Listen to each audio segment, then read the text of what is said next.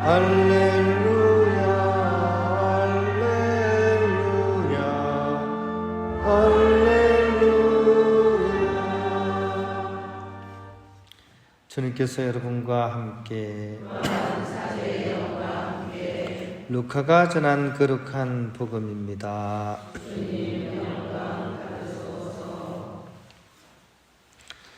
그 무렵 예수님의 제자들은 길에서 겪은 일과 빵을 떼실 때 그분을 알아보게 된 일을 이야기해 주었다. 그들이 이러한 이야기를 하고 있을 때 예수님께서 그들 가운데 서시어 평화가 너희와 함께 하고 그들에게 말씀하셨다. 그들은 너무나 무섭고 두려워 유령을 보는 줄로 생각하였다. 그러자 예수님께서 그들에게 이르셨다. 왜 놀라느냐? 어찌하여 너희 마음에 여러 가지 의혹이 있느냐? 내 손과 내 발을 보아라. 바로 나다. 만져보아라. 유령은 살과 뼈가 없지만 나는 너희도 보다시피 살과 뼈가 있다. 이렇게 말씀하시고 나서 그들에게 손과 발을 보여주셨다. 그들은 너무 기쁜 나머지 아직도 믿지 못하고 놀라워하는데 예수님께서 그들에게 여기에 먹을 것이 좀 있느냐 하고 물으셨다. 그들이 구운 물고기 한 토막을 내리자 예수님께서는 그것을 받아 그들 앞에서 잡수셨다. 그리고 그들에게 이르셨다. 내가 전에 너희와 함께 있을 때 말한 것처럼 나에 관하여 모세의 율법과 연서와 시편에 기록된 모든 것이 다 이루어져야 한다. 그때 예수님께서는 그들의 마음을 여시어 성경을 깨닫게 해주셨다. 그리고 그들에게 이르셨다. 성경에 기록된 대로 그리스도는 고난을 겪고 사흘 만에 죽은 이들 가운데서 다시 살아나야 한다. 그리고 예루살렘에서부터 시작하여 죄의 용서를 위한 회개가 그의 이름으로 모든 민족들에게 선포되어야 한다. 너희는 이 일의 증인이다. 주님의 말씀입니다. 그리스도님 찬양합니다. 평화를 빕니다. 오늘 복음 말씀 또한 어제 이어서 예수님께서 부활하셨다는 사실을 이렇게 알려주는 그런 증거 사화라고 할 수가 있습니다. 근데 어제는 뭐냐면 어제는 엠마우스였죠, 그죠? 엠마우로 가는 제자들 이야기였죠. 오늘은 이제 좀 다른 제자들에게 이렇게 나타나셔서 이제 당신이 부활하셨다는 사실을 알려주는 그런 내용입니다. 근데 조금 이렇게 소재나 순서가 조금 다릅니다. 엠마오 같은 경우에는 이제 예수님께서 말씀을 통해서 먼저 쫙 설명을 해주시고 나중에 이 제자들이 가시던 길을 가려는 예수님을 초대를 하죠, 그죠? 자기 집에 초대를 해가지고 이제 식사를 같이 하시는데 빵을 딱 쪼갤 때 그때 이제 눈이 열려가지고 부활하신 예수님을 알았다 하는 이런 순서로 되어 있다면 오늘은 이제 소재도 좀 다르죠, 그죠? 지난번에 어제는 빵이었는데 오늘은 물고기입니다, 물고기, 그죠? 그 순서도 어떻습니까? 순서도 일단은 먼저 물고기를 먼저 잡수세요.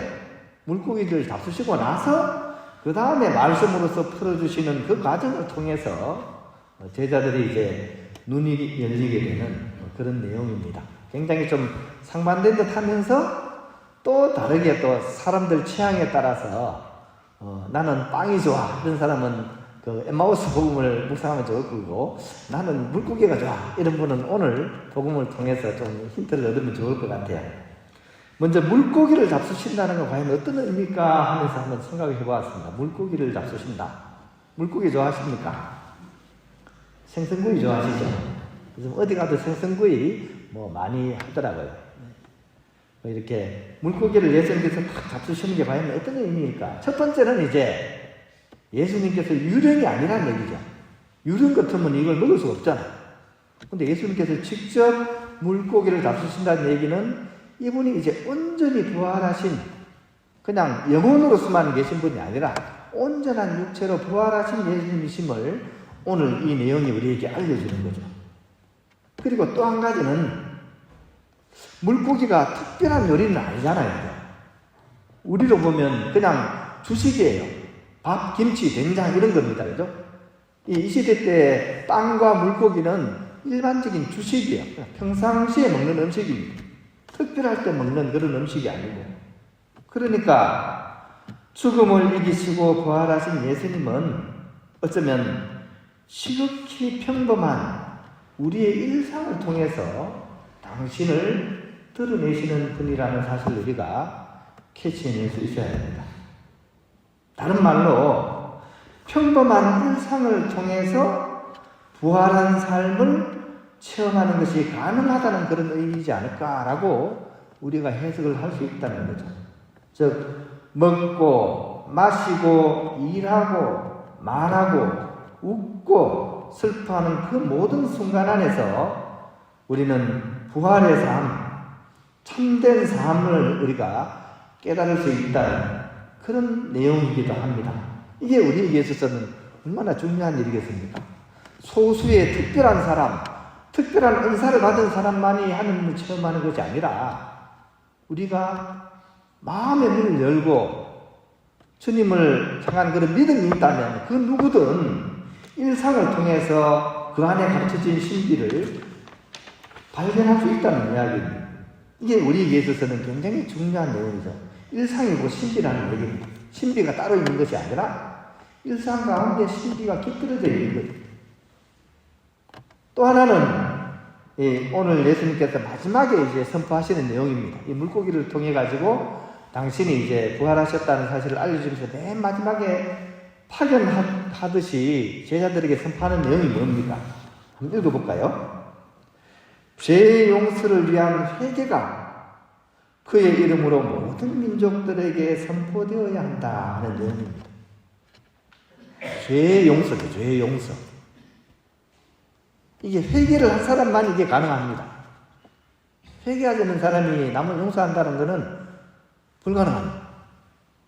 회개하는 사람만이 죄의 용서가 가능한 거죠. 그걸 누가 보여줬냐? 예수님께서 보여주신 거죠. 이 제자들이 그걸 똑똑히 봤잖아요. 십자가상에 달려가지고 보여주신 가장 위대한 가르침, 자신을 미워하고 죽이는 이들을 위해서 그들을 원망한 것보다 오히려 그들을 위해서 아버지께 기도하셨던 그런 예수님의 모습, 이것이야말로 진정한 부활의 체험을 우리에게 가져다 준다는 것입니다.